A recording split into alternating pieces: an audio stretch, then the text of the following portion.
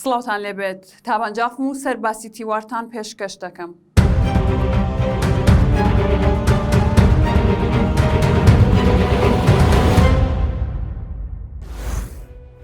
وتەبێژی حکوومەتی هەرێمی کوردستان ڕایگەیاند ڕۆژی سێشەمە شاندێکی حکوومەتی هەرێمی کوردستان بۆ گفتوگۆکردن لەبارەی کاراکردنی یاسای بودجەی گشتی عێراق سەردانی بەغداد دەکات.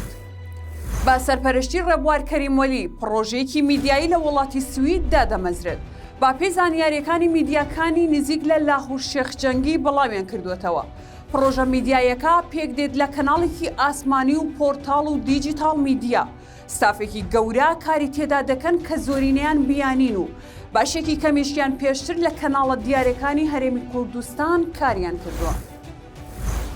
مەسرور بارزانی ئەمڕۆ لە شاری دوهۆک ڕایگەیاند پێویستە دام و دەستگاکانی حکوومەت بە یەکسانی خزمەتگوزاریەکان پێشکەشی هەوڵاتیان بکەن. دەشڵێت ئەرکی سەرەکی بەرپرسان خزمەتکردنی خەڵکی کوردستانە.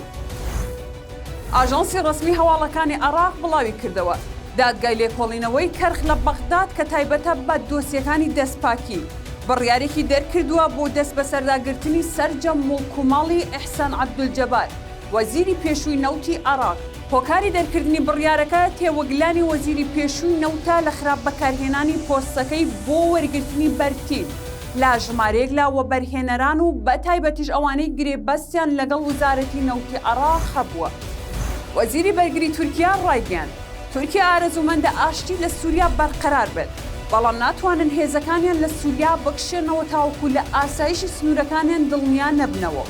هەروەها گوتیشی لەو بڕوایەدان بەشار ئەسەد ژیرانەتێت بیر لەو پرسا بکاتەوە. سەرباسی تیوارم پێشکەشکردن شاد و کامەرانێت.